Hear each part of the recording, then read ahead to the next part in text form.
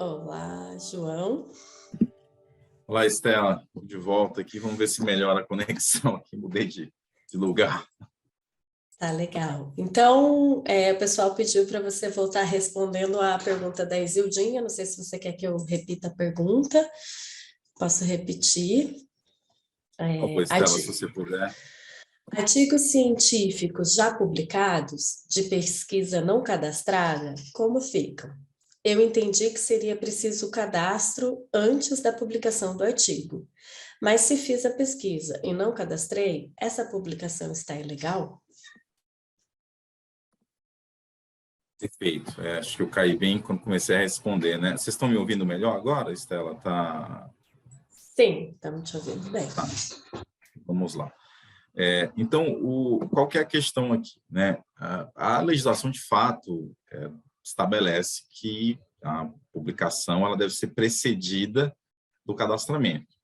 Se eu não fiz esse cadastramento antes, em tese, há uma potencial irregularidade aí.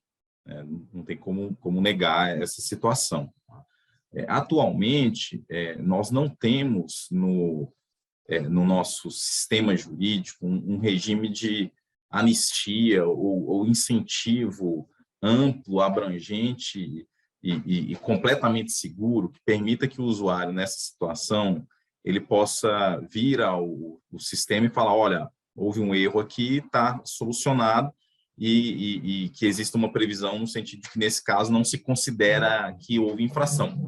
Então, a infração ela está caracterizada nessas circunstâncias. E pode haver, inclusive, a imposição de penalidade. O que a gente tem visto na prática aqui? Acho que é importante compartilhar com vocês. Bom, João, então, o que acontece, né, se essa irregularidade foi identificada e se entender que há uma infração e a imposição de um auto de infração? Usualmente, a imposição de auto de infração em caso de pesquisa científica tem vindo acompanhada da penalidade de simples advertência para que o usuário se regularize. A advertência é uma penalidade? É uma penalidade.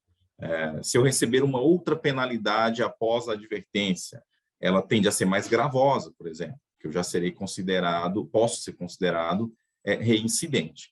Então, é uma situação que, sim, a gente já tem um caso de irregularidade. Salvo, e essa hipótese teria que se olhar muito no caso a caso, tá? Se for possível demonstrar que havia algum impedimento para que o cadastramento fosse executado, para que esse cadastramento fosse feito.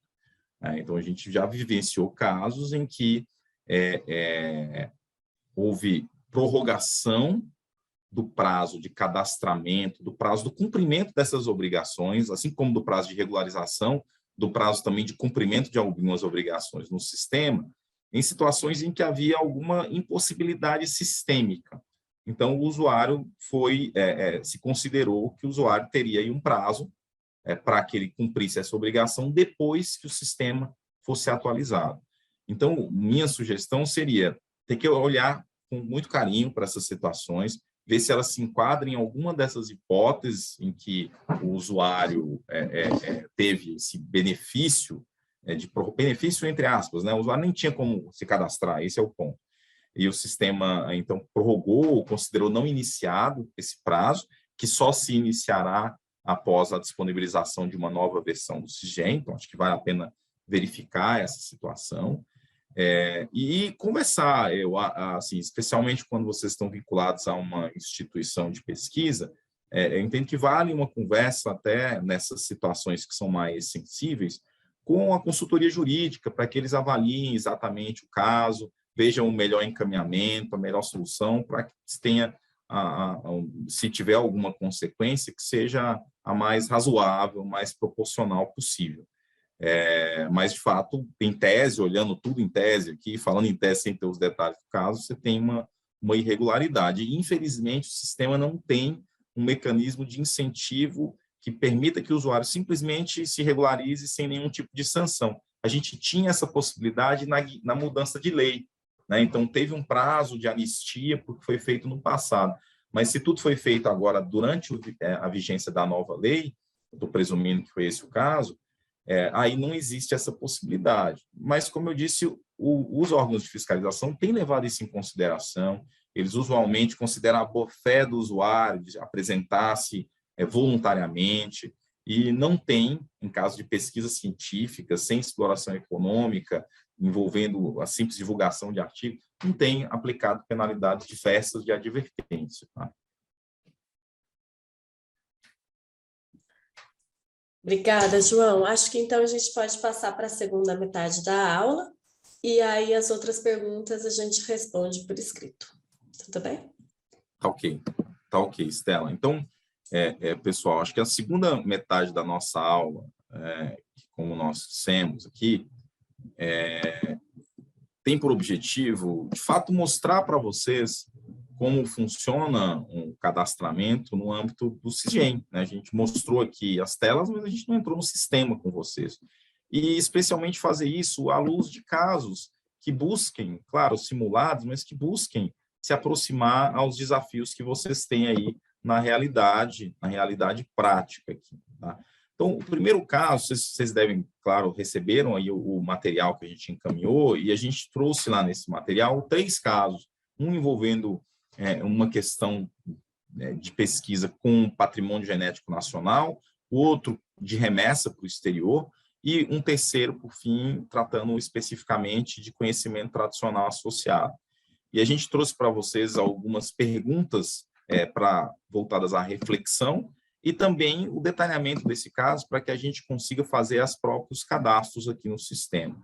Então, eu queria começar aqui só retomando o caso e a pergunta para reflexão, e em seguida a gente vai projetar a tela aqui com o CISGEM para que a gente faça o cadastro com vocês. Para aqueles que já fizeram o cadastro testando em casa, né, entraram no sistema e fizeram o cadastro, vai ser uma boa oportunidade para a gente conferir juntos aqui. Para aqueles que não tiveram a oportunidade de fazer, vão ter uma oportunidade da gente ver o que a gente falou ali na teoria sendo aplicado bem na prática mesmo. Bom, a gente buscou simular aqui uma situação envolvendo uma pesquisa com um grupo de 3 pesquisadores, sendo 2 alunos de mestrado e 1 de doutorado, né, e liderada por um coordenador, o professor Juvenal dos Santos. Bem, uma situação que vocês perguntaram várias vezes aqui, né? Vocês estão vendo a minha tela, né, pessoal? A tela está aparecendo para vocês, certo? Beleza.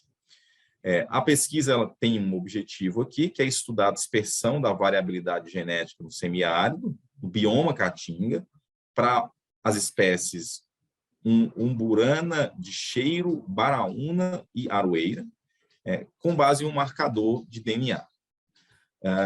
A atividade está sendo realizada em parceria com um pesquisador da Universidade de Edimburgo, e o grupo identificou que as espécies influenciam positivamente na recuperação de áreas degradadas de baixa variabilidade genética. Então, já tem aí um resultado aí que foi alcançado nessa pesquisa. As espécies elas foram coletadas nas áreas que estão aqui identificadas, in situ, né, coletadas no seu habitat natural, e após 1 ano de projeto, o grupo decidiu que ia escrever um artigo científico para divulgar esses resultados em um congresso. Então, essa é a atividade que a gente tem aqui. E nós passamos aqui para vocês as atividades, os dados sobre essas atividades, algumas informações relevantes aqui, né? A data de início da pesquisa, os dados dos alunos de pós-graduação, indicamos que não se trata de acesso ao patrimônio genético realizado em área indispensável à segurança nacional, e em águas jurisdicionais, que é a situação que nós mencionamos que demanda autorização. Indicamos que a pesquisa, qual que é o objetivo da pesquisa aqui, né, que ela tem o objetivo de avaliar e elucidar a diversidade genética, que não se trata de uma variedade local e crioula. Identificamos a instituição líder aqui, a Universidade Federal do Ceará, e o parceiro é o pesquisador parceiro, que é o John Smith, que é da Universidade de Edimburgo. À luz desses elementos todos, a gente trouxe até, antes de fazer o cadastro, algumas perguntas que buscavam aqui gerar uma reflexão em vocês, já que vocês já tiveram a oportunidade nas aulas anteriores de entender melhor o funcionamento da legislação, né? E quais são esses questionamentos? Primeiro, é uma atividade sujeita à legislação brasileira? Como que a gente identifica isso? Primeiro, tem que saber se as espécies são da biodiversidade brasileira. Então, se vocês tivessem dúvidas com relação àquelas espécies, vocês poderiam ter consultado no site da Flora Brasil, disponibilizado pelo Jardim Botânico do Rio de Janeiro, vocês identificariam aquelas espécies que são nativas do Brasil. Atividade está sujeita à legislação brasileira, a espécie brasileira, envolve pesquisa e desenvolvimento, está claro pela descrição que nós estamos falando de uma atividade de pesquisa. Então, estamos falando de uma situação de pesquisa com o patrimônio genético nacional. Legislação brasileira se aplica? Sim, ela se aplica. Qual que é a obrigação específica que o pesquisador tem que observar nesse caso, antes de fazer a divulgação do material, que é o que ele pretende fazer, o grupo de pesquisadores pretende fazer? Ele tem que fazer o cadastro no Sisgem, o cadastro do acesso no Sisgem, né? Então, será necessário o cadastro de acesso no Sisgem? Será. Quem que vai realizar esse cadastro, né? E quais são as informações necessárias? Interessante, quem vai realizar o cadastro? A gente já respondeu várias dessas perguntas. A gente está aqui com um grupo de pesquisadores e que tem um líder, né? Tem um professor coordenador. Nossa visão, o professor coordenador poderia fazer o cadastro e incluir os demais na sua equipe. A gente não precisaria ter múltiplos cadastros. E as informações necessárias estão dadas lá no problema, com base no que o sistema exige, que a gente vai preencher juntos aqui. Se a coleta ocorresse em uma área de unidade de conservação, vamos imaginar aqui, né, os pesquisadores coletaram o material em condições in situ. Se aquilo ocorresse em uma unidade de conservação, teria alguma obrigação adicional ao pesquisador? Queria só chamar a atenção desse ponto, porque nem é um ponto que diz respeito diretamente à legislação de acesso ao patrimônio genético, mas é um ponto que sempre surgiu durante o curso várias vezes.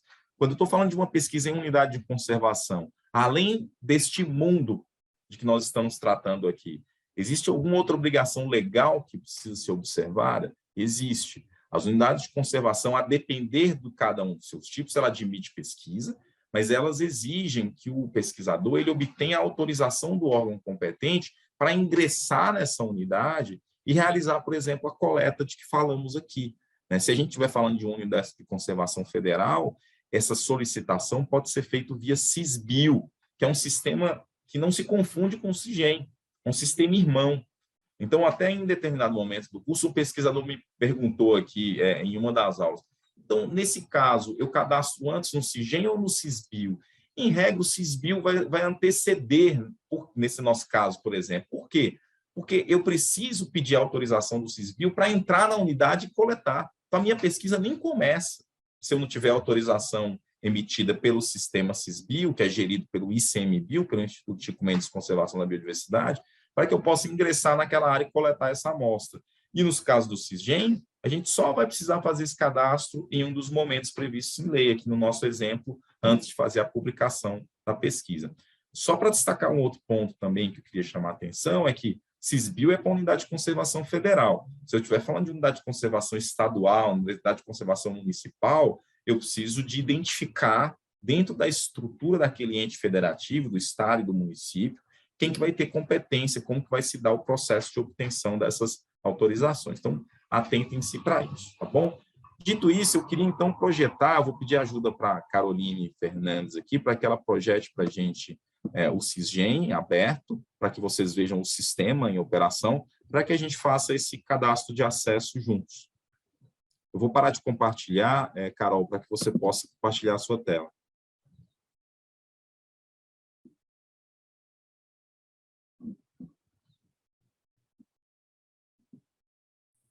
Conseguem ver?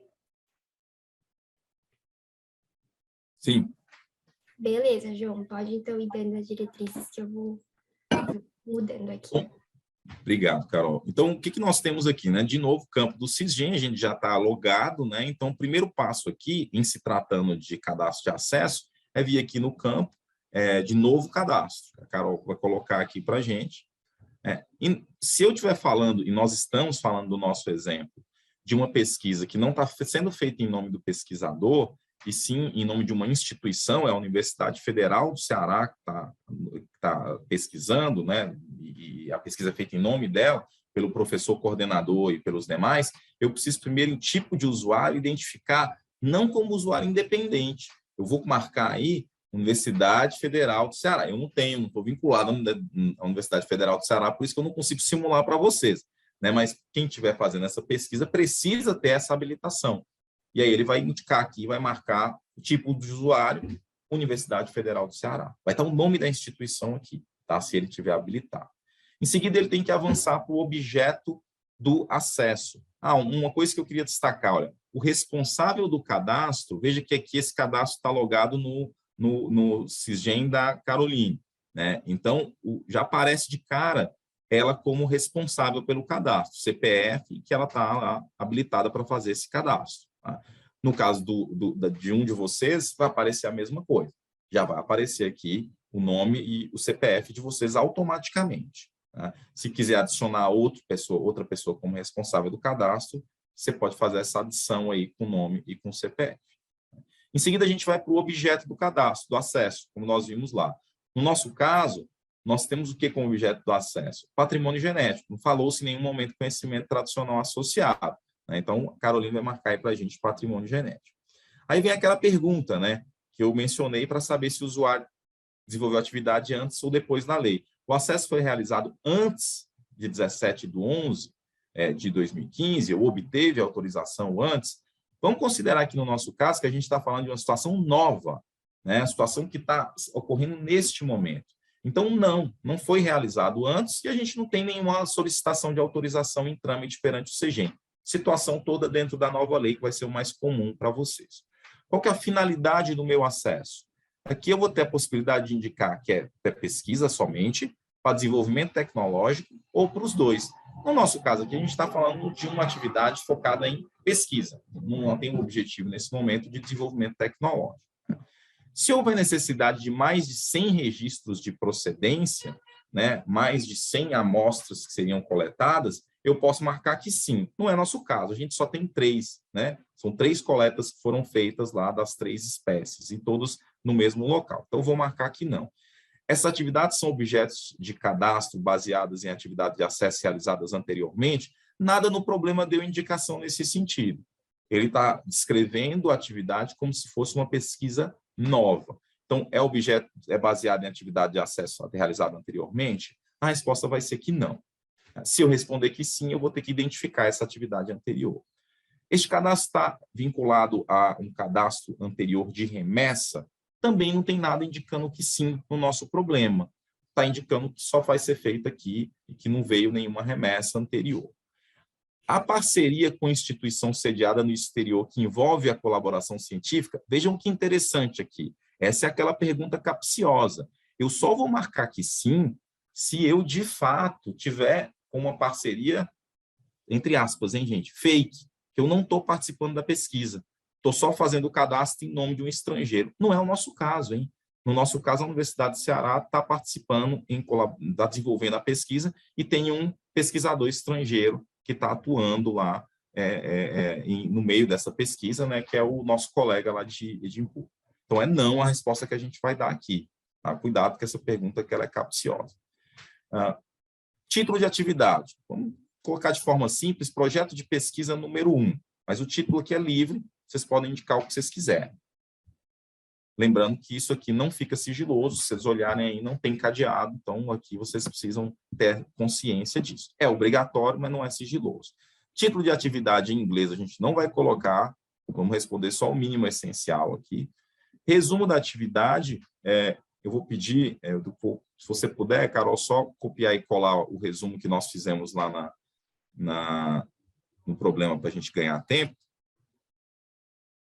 Se tiver ruim, eu dito para você, Carol. João, prefiro que você dite, se puder. Claro. Peraí. Ou copiar aqui no chat também. Perfeito, vou fazer isso.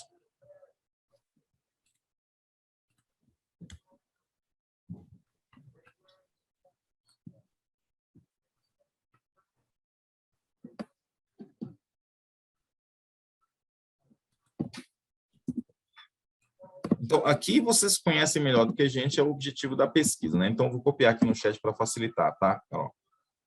Então, o objetivo que está lá descrito é estudar a dispersão da variabilidade genética no semiárido dessas espécies.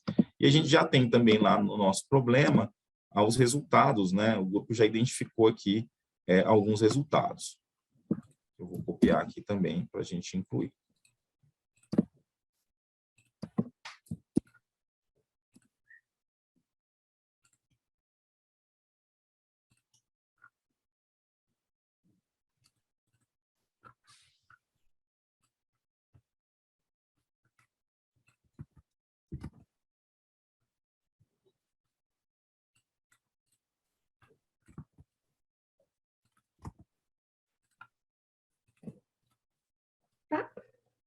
Aqui temos.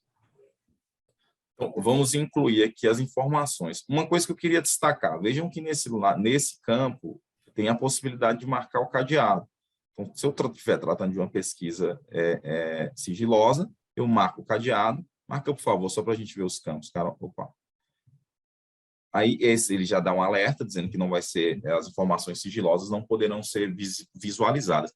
Mas ele exige um passo adicional. Ele vai pedir para que você coloque um resumo não sigiloso dessa atividade. Ou seja, que você descreva essa atividade sem identificar as informações que forem sensíveis. Por exemplo, se você entende que é sensível aqui a indicação do nome da espécie, porque isso pode identificar para o público em geral uma pesquisa que você pretende tratar como sigilosa. Aí você pode escrever simplesmente que essa espécie, você está realizando pesquisa com esse objetivo aqui de espécies da biodiversidade brasileira do bioma Caatinga, sem identificar que espécie é essa. Tá? Esse resumo não sigiloso ele é obrigatório sempre que eu marcar o cadeado. Se eu não marcar o cadeado, ele não precisa ser colocado aqui. Em seguida, então, a gente tem a questão do resumo não sigiloso das atividades em inglês, que a gente não vai incluir aqui, é facultativo, fica a critério de vocês. Palavras-chave que também não precisam ser incluídas em português e em inglês, então é um dado facultativo, a gente também não vai colocar aqui. Período das atividades, a gente vai indicar, então, quando que começa a nossa pesquisa e quando que é a data do término da nossa pesquisa. A data do início da pesquisa, eu vou dizer para a Carolina para colocar, é 20/3/2020, lá no nosso problema, Carol, 20/3/2020. E a nossa pesquisa, aqui, de acordo com a descrição, ela não terminou, ela está em curso. Então, nós vamos marcar que ela ainda está em execução, porque eu posso ter novos achados dessa mesma pesquisa, ela está acontecendo ainda. E eu posso depois atualizar isso aqui. Quando eu encerrar, colocar a data do término, esse cadastro ele estará encerrado. Em seguida, aqui nós indicaremos a equipe.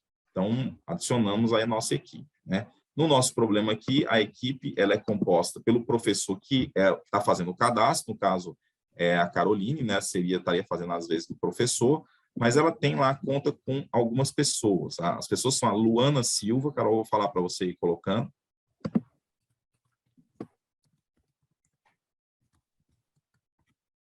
Luana Silva, a gente tem que incluir o CPF dela, o 469-214-71802. E ela é da nossa instituição, né, da Universidade Federal do Ceará.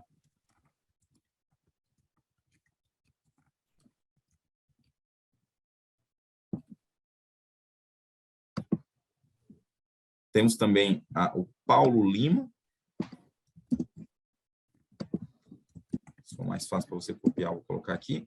Paulo Lima, né, CPF 075445-72498, da mesma instituição.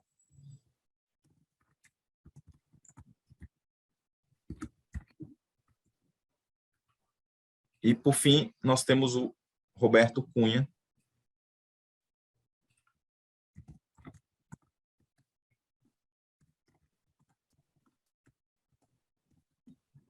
CPF 046-966-164-01, da mesma instituição.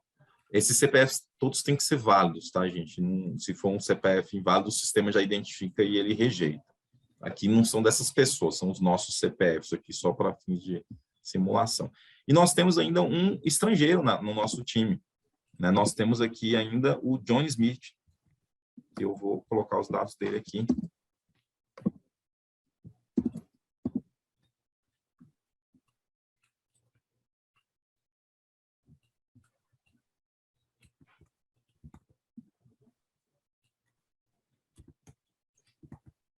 Que é da Universidade de Edimburgo.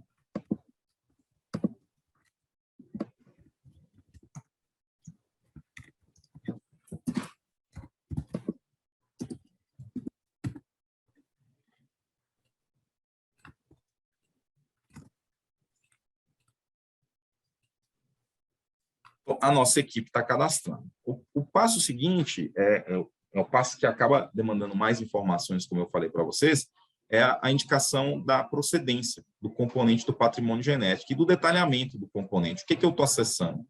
Né? Então, primeiro a gente vai ter que responder se está localizado em área indispensável para a segurança nacional. O nosso problema já disse que não está, então a resposta aqui vai ser negativa. Não estamos falando aqui de micro-organismo, né? A gente está falando aqui de plantas. E a pesquisa tem por objetivo avaliar ou elucidar a diversidade genética e a história evolutiva de uma espécie ou grupo taxonômico. Né? Então, a resposta aqui é positiva. Tipo de componente, a gente vai ter que identificar se ele é da fauna, da flora, fungos, alga, etc. No nosso caso, nós estamos falando de um componente da flora, e que não é uma alga. Então, a gente tem que identificar aí. Aí a gente vai agora adicionar cada uma das espécies, né, de acordo com o seu nome científico. Então, se clicar aqui onde a Carolina está clicando, tem que fazer a busca pelo nome científico. Você identifica que é o reino, né, e consegue fazer a busca pelo nome científico, que eu vou colocar aqui para facilitar a vida dela.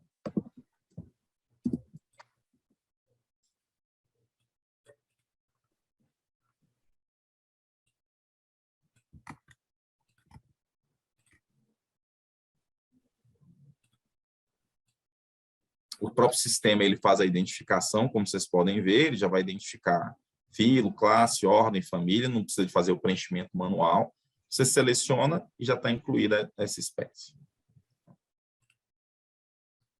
Você pode ou não indicar como sigilosa, né? No nosso caso, a gente colocou lá em cima como sigilosa a questão da espécie, então a gente vai seguir indicando como sigilosa, vai marcar aí um resumo não sigiloso, que é uma espécie da biodiversidade brasileira, pode indicar que é uma espécie da biodiversidade brasileira do bioma Caatinga.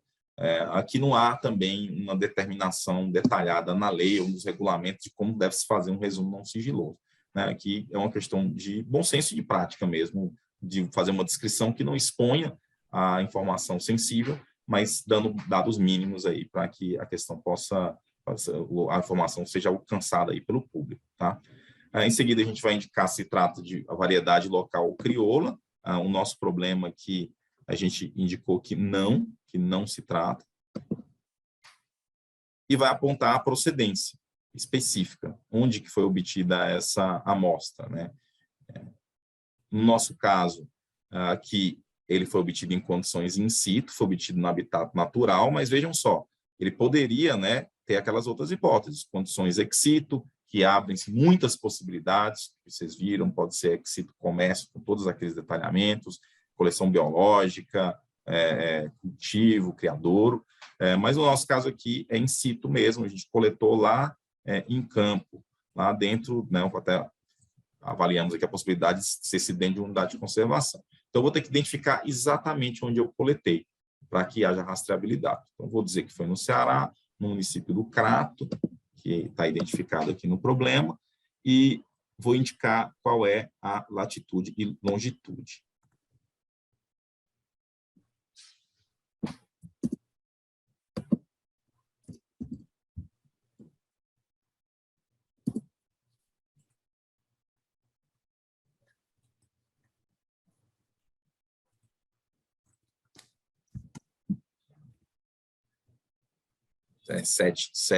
Sul 7, 19 e 60, calma.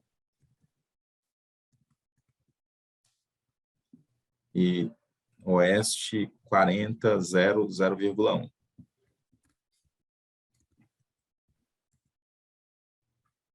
Uma questão que eu queria destacar para vocês aqui é que o sistema, ele dependendo da coordenada que for colocada, ele identifica, por exemplo, se a coleta foi feita em área de fronteira, às vezes. Então, ele pode, apesar do usuário ter indicado que não foi em área de fronteira, área de segurança nacional, ele pode identificar quando você coloca as coordenadas georreferenciadas, e aí isso, né, vai obrigar aquele procedimento que a gente falou. Tá? Resumo não sigiloso, se for o caso, né, vocês estão vendo que não é obrigatório, então não precisa colocar. Bioma é a Caatinga, como nós vimos. E a data de obtenção, se fosse obrigatória, a gente colocaria aqui, né, mas não consta como obrigatória, e o nosso problema não dá essa informação, então a gente não vai incluir aqui essa data de obtenção. E salvo.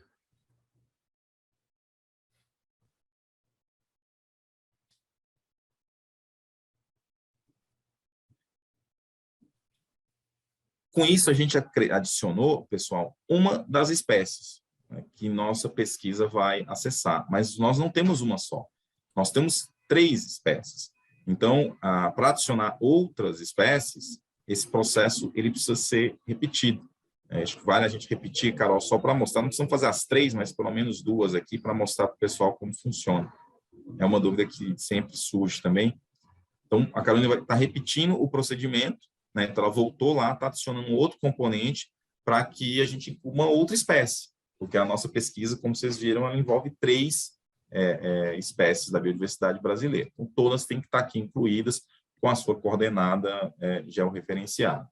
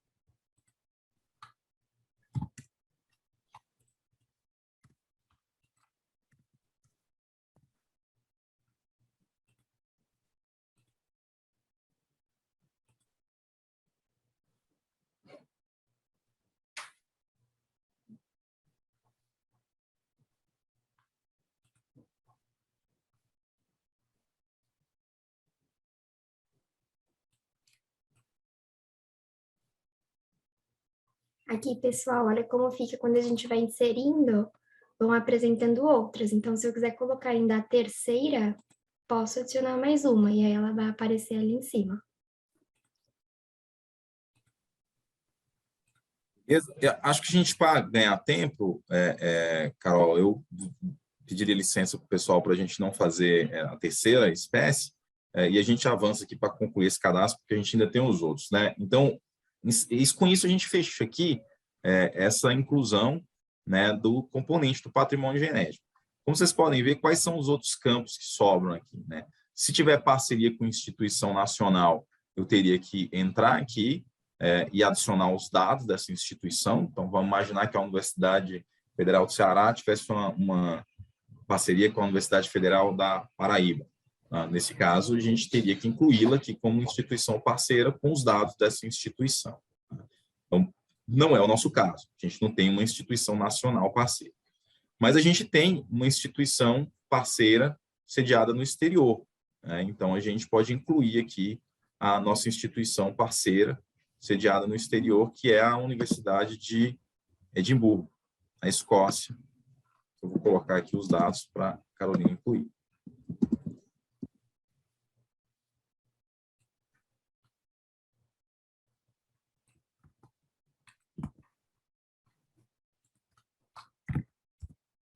São dados básicos da instituição, né, que vocês têm que incluir. Então, o nome da universidade, o país, a região, o município em que ela se localiza. Caixa postal é uma exigência obrigatória, como vocês podem ver aí. Endereço, nome para contato nessa instituição, para caso o CISGEM deseje entrar em contato. Não que isso aconteça, isso não é comum. O volume de cadastro é muito grande.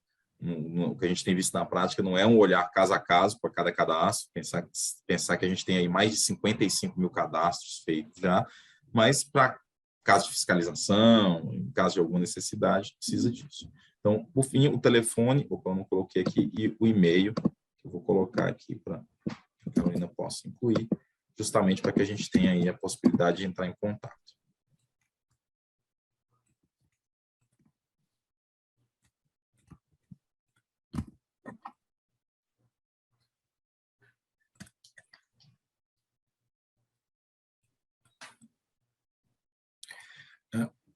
Com isso, então, a gente cadastrou o parceiro, que já aparece embaixo. Se tiver mais de um parceiro, é possível, né, que seja incluído também esse parceiro adicional. O terceiro item, logo abaixo, de parceria com a instituição financeira, parceria com a instituição sediada no exterior, é o item que trata do envio de amostras que contêm um patrimônio genético para o exterior. No nosso caso, esse item não precisa ser preenchido, porque a gente não está fazendo aqui, neste momento, de acordo com o que está colocado aqui, nenhum envio. Mas clica para mim, por favor, só para eu mostrar para o pessoal, Carol, essa questão do envio. O envio de que trata esse campo aí, pessoal, não vai permitir, porque não vai permitir, não tem problema, Carol, porque é independente, mas tudo bem. O envio que está falando aí, ele deve ser indicado quando a gente estiver falando de uma situação em que eu vá fazer um trâmite de um material para o exterior para prestação de serviço. Então, no meio da minha pesquisa, eu decidi que eu quero fazer um teste e é mais barato ou é mais eficiente que eu faça isso na França. Então, eu vou mandar esse material para a França. E para mandar esse material para a França, eu mando, esse material é acompanhado por um instrumento jurídico que regulamenta essa prestação de serviços e depois, no momento de realizar o meu cadastro, eu tenho que incluir as informações sobre esse envio de amostra no exterior dentro do sistema. E, por fim, eu vou fazer a inclusão dos resultados obtidos. Na minha pesquisa aqui, nós já temos aqui, né, os resultados parciais que foram obtidos e a gente quer publicar um artigo científico sobre esse tema.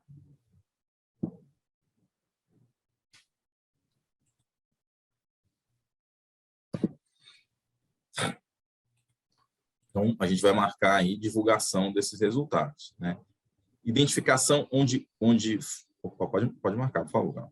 Identificação do meio onde foi divulgado, onde será divulgado no nosso caso, né? Porque a gente está corretamente fazendo um cadastro prévio aqui. O sistema aqui nem é muito feliz nesse ponto, porque pode induzir o pesquisador, inclusive, a pensar que ele pode fazer esse cadastro depois que a divulgação aconteceu. E, na verdade, o cadastro tem que ser prévio à divulgação. Então, eu teria aqui que incluir os dados onde ele será divulgado. Então, vai ser uma revista científica tal, vai ser num congresso. No nosso caso, ele decidiu escrever um artigo para divulgar em um congresso, os principais resultados em um congresso científico, que vai apontar aqui.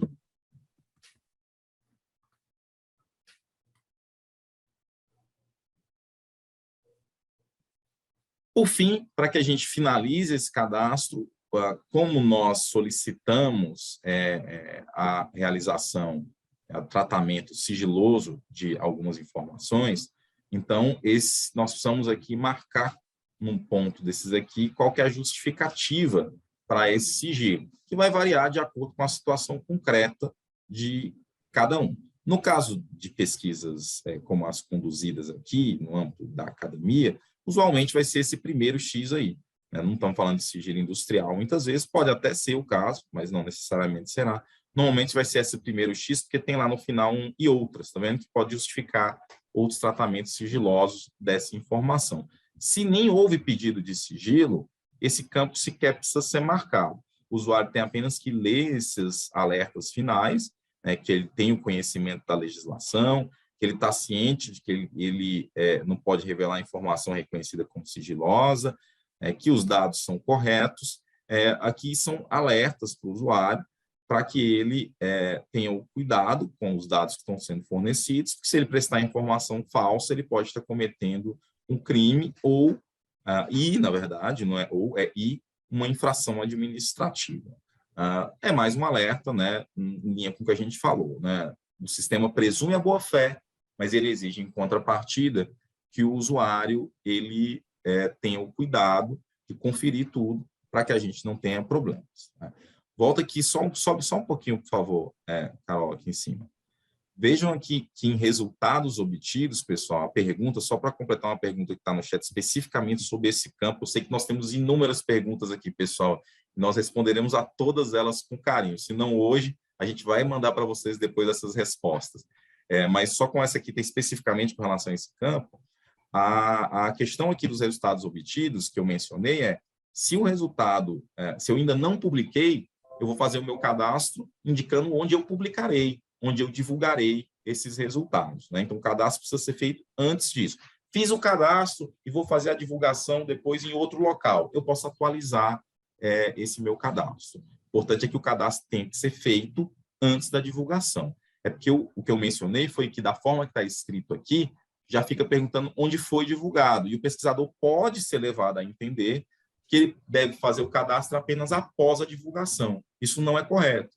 O cadastro, a gente já falou bastante aqui, ele precisa ser feito antes da divulgação, em meios científicos ou de comunicação. Então, preciso fazer o cadastro. Mas depois fiz o cadastro, divulguei em um meio, depois vou divulgar em outro, não tem problema. Você pode atualizar aqui os meios onde você fizer a divulgação da sua pesquisa, tá bom?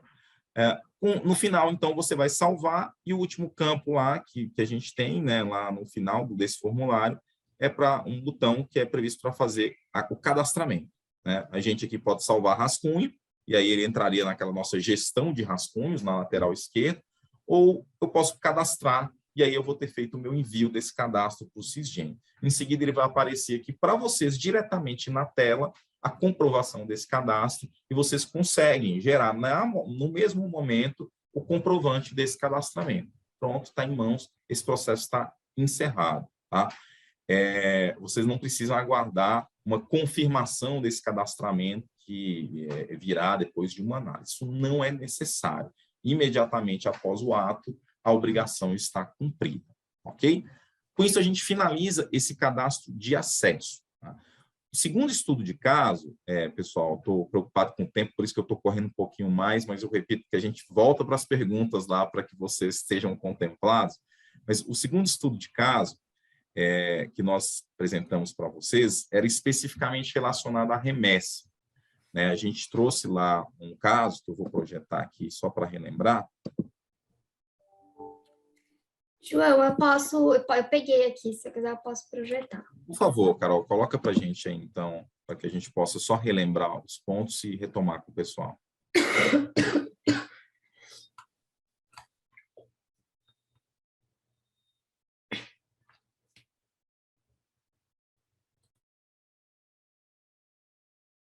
Está compartilhando, Carol.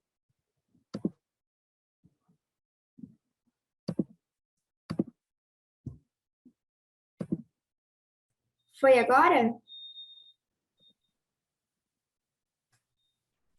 Foi sim.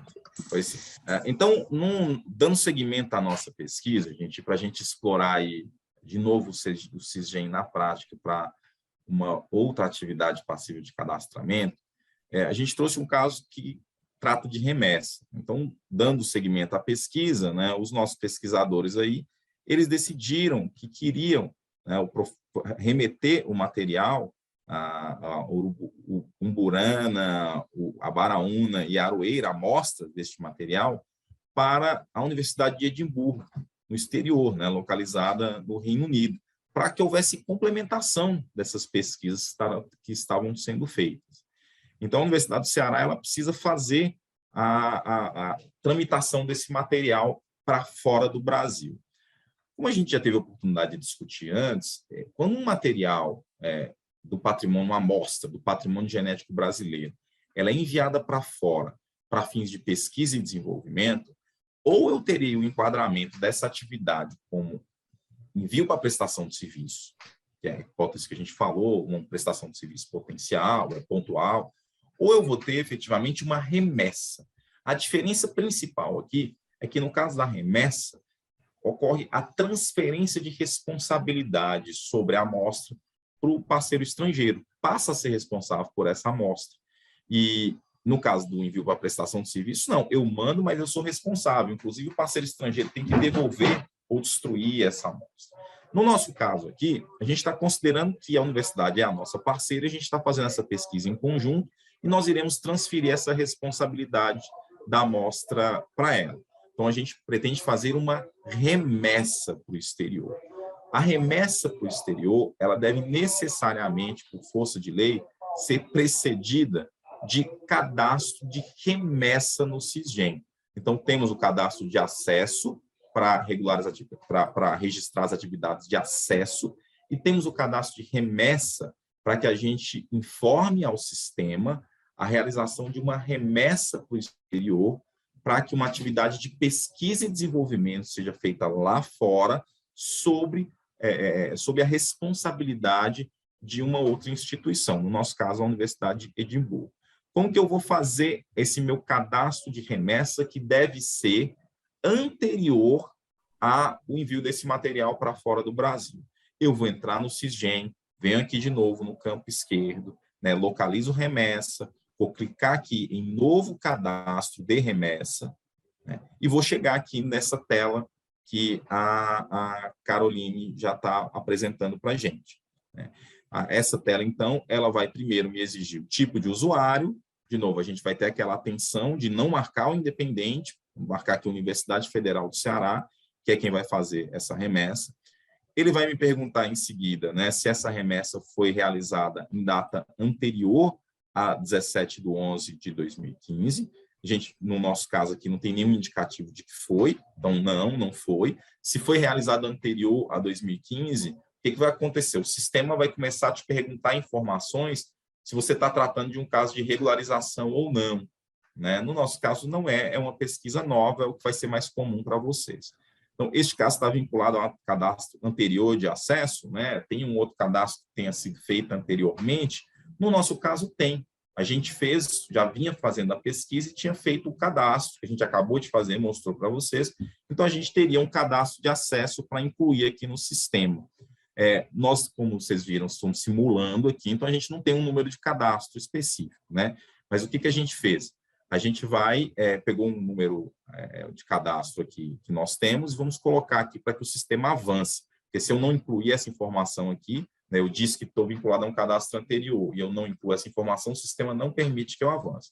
Então, eu tenho que incluir aqui essa informação sobre o cadastro, a gente incluiu esse dado que estava lá no problema. Então, incluir e salvo aqui essa informação. Em seguida, vejam que interessante aqui, ele vai me pedir para incluir o termo de transferência de material e a guia de remessa. Vejam só, o termo de transferência de material, ele é aquele instrumento obrigatoriamente assinado entre a instituição remetente e a instituição destinatária, entre a Universidade Federal do Ceará e a Universidade de Edimburgo, regulamentando o que vai ser feito. Esse instrumento, ele segue um modelo, um padrão previsto na nossa legislação. Ele segue um modelo previsto em uma resolução do Sisgem. Aquelas cláusulas básicas que estão no modelo, elas têm que ser mantidas, mas dependendo da situação, se houver necessidade de inserção de outras cláusulas para regular a situação específica que esteja em jogo, isso pode ser feito, a legislação permite. Então, a gente vai assinar o termo antes. Então, antes de fazer o cadastro, eu vou assinar o termo, vou buscar o meu parceiro lá fora, assinar um TTM, em que ele vai se comprometer a cumprir a legislação brasileira, ele vai se comprometer a realizar as atividades de pesquisa que estão lá descritas, e eu vou ter, então, a assinatura desse documento pelo responsável legal da Universidade Federal do Ceará e da Universidade de Edimburgo. É uma etapa importante que precisa ser feita previamente. Outra etapa importante que precisa ser feita previamente aqui é a elaboração da guia de remessa, que é um documento separado do TTM que identifica o material que está indo, que vai ser remetido naquela remessa. Esses dois documentos vão ser incluídos aqui dentro do sistema, né, onde está aí anexar arquivos, escolher arquivos. A gente vai incluir essas informações dentro do sistema e, além disso, nós também teremos que mandar, juntamente com a amostra, tanto o TTM, como a guia de remessa, como ainda o comprovante do cadastro, que vai sair aqui quando a gente terminar essa operação. Isso é extremamente importante, porque essa atividade de remessa, né, usualmente feita aí por portos ou aeroportos, aeroporto é o mais comum, porque normalmente são quantidades pequenas, que precisam chegar rápido, ela é bastante fiscalizada pelo IBAMA hoje. O IBAMA tem unidades avançadas de fiscalização, por exemplo, no aeroporto de Viracopos e no aeroporto de Guarulhos, que checam esses materiais enviados para fora do Brasil. E, então, esse material ele precisa estar acompanhado do TTM, do termo de transferência de material, da guia de remessa e do comprovante prévio do cadastro da minha remessa. Tudo no mesmo pacote. Vamos checar, se tiver tudo ok, ele libera. Se não tiver ok, ele vai pedir esclarecimentos, pode até autuar o interessado aplicando uma sanção administrativa, que você pode ter uma multa de até 10 milhões de reais, porque se enquadra justamente na hipótese, eu diria, mais evidente do que se costumou chamar de biopirataria, né, que é o envio desse material para o exterior em descumprimento da legislação.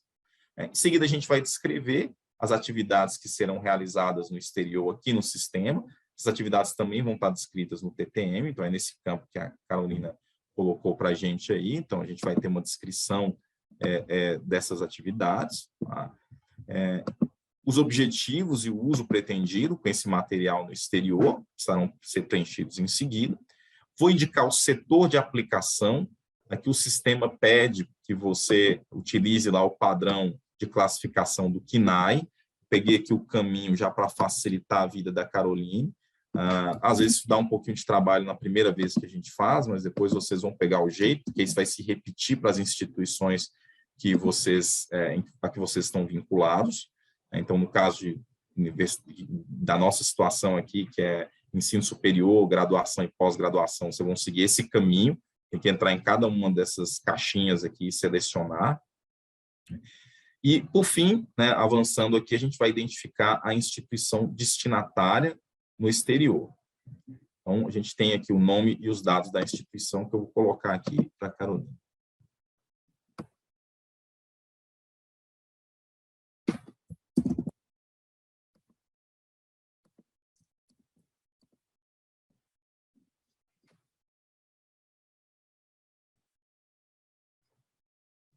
A gente vai ter aí a instituição, que é a Universidade de Edimburgo, o país Reino Unido, né, a região vai estar na Escócia.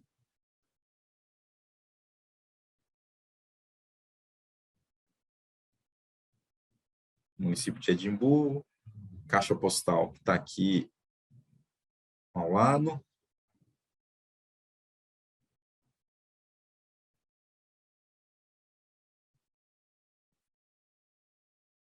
Endereço, telefone e e-mail que são facultativos.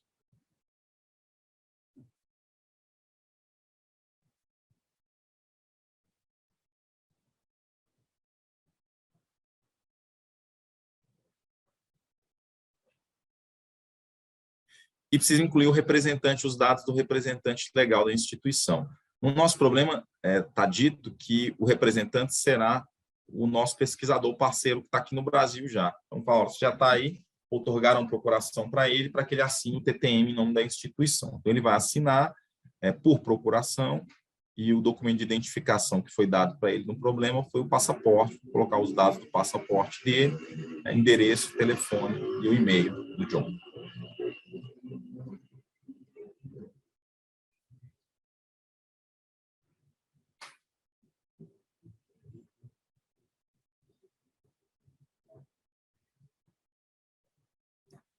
Feito isso, nós então preenchemos aqui todos os campos, vamos para a parte final aqui, em que, de novo, né, vocês são aquelas mesmas observações que nós mencionamos, né, então, vocês vão declarar que leram, concordaram com tudo, estão cientes da importância, e vão clicar em cadastrar. No nosso caso, a gente não vai cadastrar, porque a gente está fazendo aqui apenas uma simulação com vocês. Então, com isso, a gente finaliza, pessoal, a questão da remessa. Então, vocês veem que o cadastro de remessa, ele é um cadastro mais simples, né? É um cadastro que, especialmente quando vinculado a um cadastro anterior, já tem alguns dados sobre o material que vai ser enviado, ele é um cadastro bastante simples e rápido de ser feito. Então, é só importante que vocês tenham em mente que esse procedimento precisa ser feito antes do material ir para o exterior. Cuidado, isso é bastante fiscalizado, que a amostra precisa estar acompanhada de TTM, da guia e do comprovante desse cadastro aqui, antes dela ser enviada para fora. Então, isso é muito importante que vocês tenham cuidado com isso. E tenham cuidado também com a distinção entre envio para prestação de serviços e remessa propriamente dita. Tá? Se eu estiver falando de uma prestação de serviço simples e pontual, que é feita lá fora, alguém recebe o meu material, faz um teste para mim, me devolve os resultados desse teste, isso é um envio para prestação de serviço, e eu remunero ele de alguma maneira. É um envio para prestação de serviços. Tá? Se eu estou falando de uma situação em que eu transfiro a responsabilidade, eu estou falando de uma remessa. A principal distinção entre essas duas figuras é a transferência da responsabilidade sobre a amostra. Se eu estou mandando, estou deixando claro que a transferência não está sendo, a responsabilidade não está ocorrendo, eu também tenho que assinar um termo, nos dois casos. Um termo, no caso da remessa, a lei chamou de TTM, de termo de transferência de material. No caso do envio para prestação de serviço, ela chamou simplesmente de instrumento jurídico. Mas no caso da remessa, eu preciso fazer cadastro prévio, assinar TTM e mandar a guia. No caso do envio para prestação de serviço, basta assinar o instrumento jurídico, e o instrumento jurídico, ele acompanha o material também, tá? Ele acompanha este material. Não preciso fazer, no caso do envio para prestação de serviço, o cadastro antes, e não há previsão também da guia de remessa, mas ele precisa ser acompanhado do instrumento jurídico. Atenção para isso, porque é bastante importante, é uma confusão bem comum. Há casos em que você está fazendo meros envios e o procedimento, como vocês percebem, é ligeiramente mais simples. O último caso que a gente trouxe para vocês foi um caso envolvendo conhecimento tradicional associado. A gente trouxe uma situação aqui simulando uma continuidade aí da nossa pesquisa, mas agora avançando para um outro tema, né, que seria conhecimento tradicional. Fala agora de um grupo de pesquisadores que está elaborando um guia com informações de usos associados por comunidades indígenas sobre a utilização medicinal do urucum e do maracujá no bioma amazônico. Né? Além do guia, o guia é a primeira parte da pesquisa, do trabalho que está sendo feito, né? Ele iniciou pesquisa, esse grupo de pesquisadores iniciou pesquisas em maio de 2022, ou seja, agora, durante a vigência da nova lei, sobre aplicações medicinais dessas espécies, em razão dos relatos de suas propriedades antioxidantes, antimicrobianas e anti-inflamatórias, para fortalecer ossos, combater a glicemia e tratar de problemas de pele. As espécies utilizadas foram essas que estão aqui identificadas, e alguns resultados já foram obtidos, e o grupo ele pretende, nesse caso, não é nem publicar um artigo, ele pretende falar para um canal de televisão sobre os resultados que eles já alcançaram, para dar visibilidade para a pesquisa. Então, estamos falando aqui de uma situação que envolve, evidentemente, um acesso ao conhecimento tradicional associado. O grupo ele quer estudar o conhecimento de determinadas comunidades para depois aplicar e testar esse conhecimento em uma pesquisa. Né? Num primeiro momento, ele fez só o guia, né? O guia, por si só, se estivesse falando só de um compilado de dados, né? Se o guia se resumisse a um compilado de dados, e não houvesse pesquisa efetivamente com o uso desses dados aqui, a gente teria uma atividade que sequer poderia ser configurada como pesquisa e desenvolvimento, então não configuraria acesso. Mas no nosso caso aqui, não. Ele não fez só um compilado de dados e não aplicou esses dados, ele fez também uma pesquisa, como está dizendo aqui, por isso é uma atividade que é passível de cadastramento. Então, vamos lá ao cadastro de acesso ao conhecimento tradicional associado, para que vocês vejam aí as pequenas diferenças que precisam ser observadas no formulário.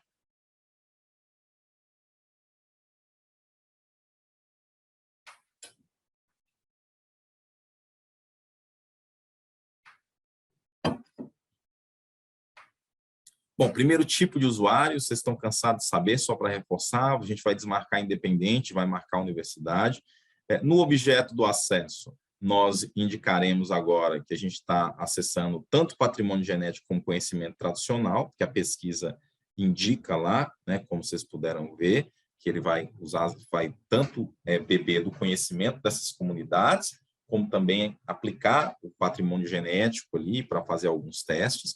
O acesso ele foi realizado em 2022, então ele não foi realizado antes de 2015 e não tem nenhum indicativo de que tem solicitação em andamento. A finalidade do acesso é para pesquisa científica apenas, né? Só pesquisa, pelo que a gente viu aqui. Ou tem algum desenvolvimento? Deixa eu até confirmar aqui se a gente colocou. Só pesquisa mesmo.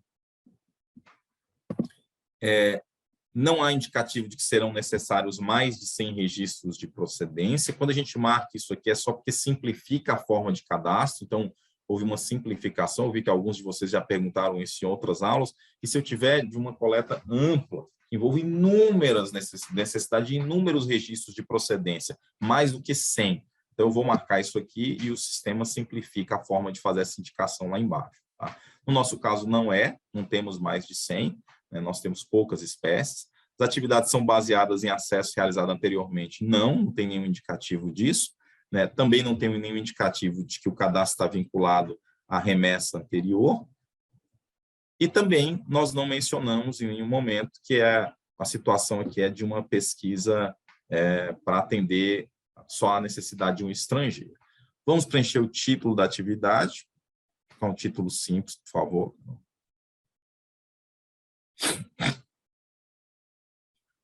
Título em inglês não vamos colocar um resumo da pesquisa que nossos colegas querem fazer.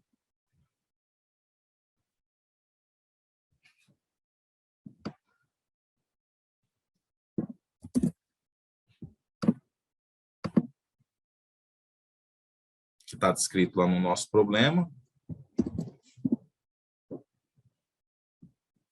Então, eles pretendem realizar a análise aqui das propriedades que estão mencionadas no problema.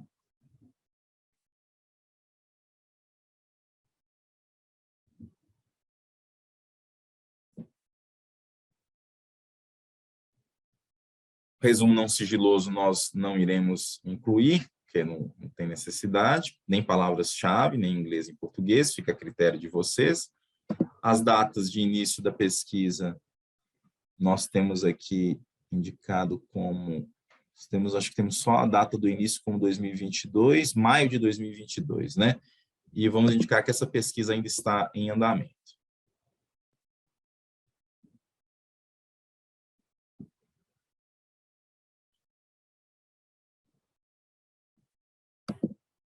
O cadastramento da equipe seria feito exatamente da mesma maneira que nós vimos há pouco, para quando nós falamos do cadastro do patrimônio genético, então não há necessidade de repetir.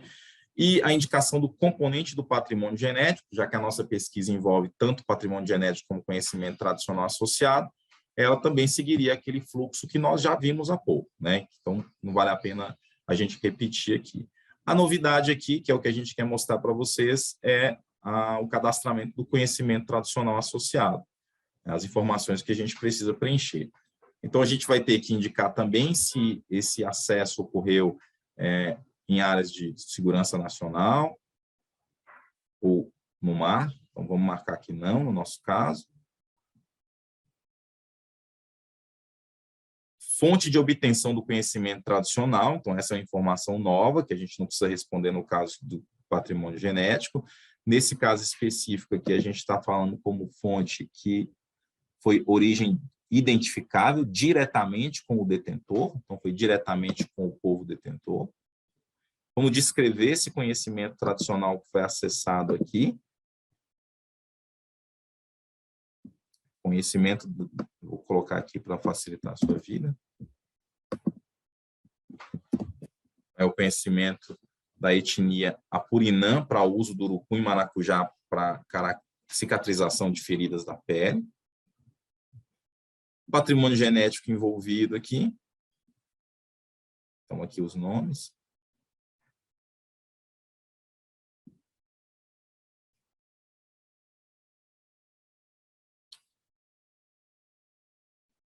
Acho que você vai ter que preencher aqui o patrimônio genético, Carol, para a gente avançar.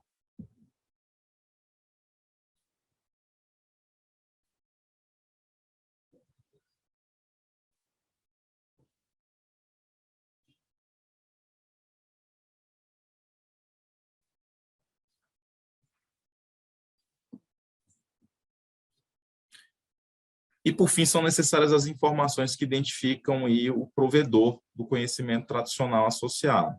Então, a gente vai ter que colocar a identificação do provedor com todo esse detalhamento aqui. Então, vamos indicar a comunidade em que o conhecimento foi obtido. Vou colocar aqui a comunidade para você, Carol, para você poder colocar.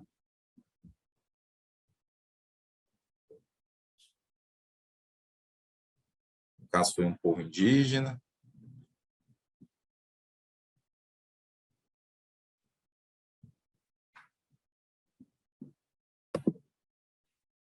Município onde está localizado. Vou colocar os dados aqui.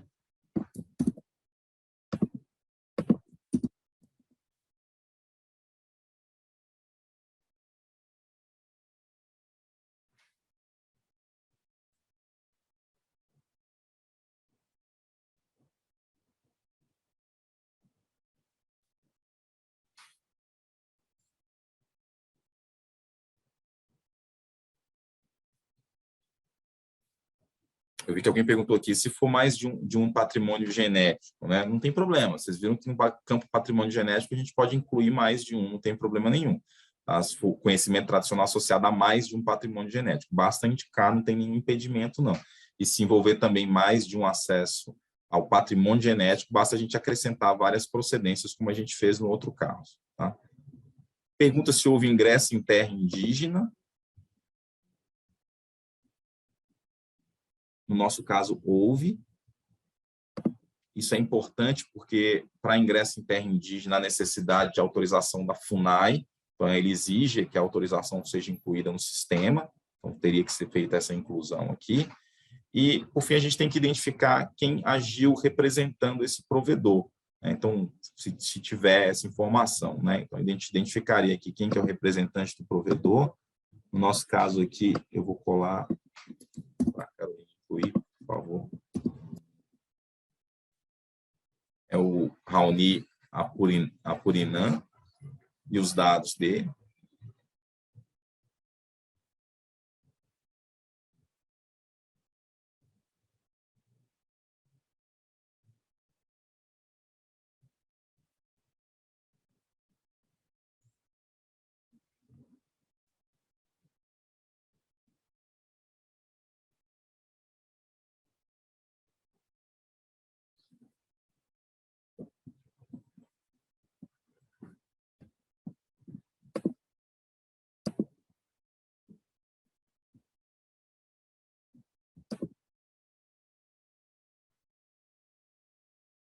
Então, vejam que nesse caso de acesso a conhecimento tradicional e com origem identificável, a gente tem que fazer a inclusão de vários dados aqui relacionados ao detentor, né? Então, no momento da negociação desse consentimento, o ideal é que o pesquisador já obtenha todos esses dados, porque sabe que vai precisar disso aqui para fazer o cadastramento no sistema.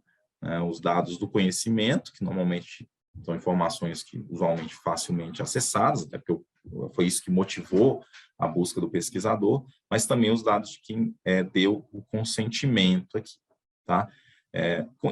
Com isso, desce, por favor, Carol, a gente preencheu todos os dados que são obrigatórios. Não, precisamos incluir ainda aqui a data do consentimento, e essa informação é extremamente importante, tanto a data do consentimento, como a forma e o documento que comprova. Então, a data do consentimento é fundamental, por quê? Porque a data do consentimento é o momento em que a pesquisa, a partir do qual a pesquisa com o conhecimento tradicional pode ser feita. Diferentemente do que acontece com o patrimônio genético, a pesquisa que envolve acesso a conhecimento tradicional associado só pode começar depois da obtenção do consentimento. Veja, não é depois do cadastro no SISGEM. O cadastro no SISGEM pode ser feito nos momentos que a gente tem previsto em lei, mas o consentimento para o acesso, ele precisa ser prévio. E esse consentimento, então, essa data aqui é fundamental, porque a minha pesquisa só pode começar depois dessa data aqui em que eu obtive o consentimento. E o consentimento pode se dar por várias formas que nós mencionamos anteriormente, por escrito, por registro audiovisual. O nosso problema aqui, a gente indicou que ele foi obtido por registro audiovisual. Não foi a assinatura de um termo de consentimento, que é o mais comum, nem foi por meio de adesão a protocolo comunitário ou mesmo por parecer de órgão oficial. O mais comum na prática que a gente observa é que se assine um termo de consentimento, mas o registro por audiovisual pode ser mais simples em algum caso, então isso pode ser feito, foi o que a gente fez aqui na nossa situação. Então, a gente marca que foi registro por audiovisual, do consentimento, daquele povo consentindo. O ideal é que seja registrado todo o processo de consentimento que demonstre que aquele povo indígena entendeu do que a gente está tratando, entendeu o objetivo da pesquisa, para que ele, em seguida, manifeste o seu consentimento. E aí o arquivo que comprova esse consentimento precisa ser incluído aqui no SISGEM. O vídeo, o texto, isso vai depender de cada caso, tá bom? Feito isso, a gente finaliza aqui, né, Caroline, o último item, e desce, por favor. A gente não vai ter o arquivo para anexar, mas em seguida seria ir ao final, né, preencher, se for o caso, essas outras informações que nós já trabalhamos lá no cadastro anterior, né, parceria com a instituição nacional, se houver, parceria com a instituição sediada no exterior, se houver, envio de amostra, se houver, e resultados obtidos. No caso aqui, a gente vai incluir que pretende conceder, né, fazer essa divulgação num determinado canal de televisão, então isso vai ser incluído ali nas hipóteses de divulgação, vai identificar o meio onde foi divulgado, no canal de televisão, no canal no rádio, enfim. Tá? Então, com isso, vocês salvam e vão fazer o envio com o cadastro do consentimento, do cadastro de acesso ao conhecimento tradicional associado. Vocês podem ver, então, que ele se aproxima do patrimônio genético, mas tem algumas distinções que são relacionadas à identificação do conhecimento tradicional em si. Eu vejo aqui, pessoal, que nós temos inúmeras perguntas, ainda bem, é muito bom ter a participação de todos vocês aqui. Aquelas que tinham relação direta com o que a gente estava apresentando agora, a gente respondeu de imediato, mas eu sei que a gente está devendo várias outras respostas e nós pagaremos essa dívida, tá? Como a gente vem fazendo nas nossas aulas anteriores, né? Como o nosso tempo que está chegando ao fim, a gente não vai, infelizmente, conseguir responder todo mundo que está perguntando aqui, mas a gente encaminhará para vocês essas respostas, com certeza. Inclusive, que vocês mandaram no privado aqui, a gente toma nota de tudo e vai encaminhar para vocês. E também vai compartilhar os nossos e-mails para que vocês possam, se for o caso, escrevam para a gente, que a gente está à disposição para ajudar. Estela, João, a gente selecionou 2 perguntas, tem uma que se repetiu de várias formas, então acho que vale a pena a gente falar um pouco dela.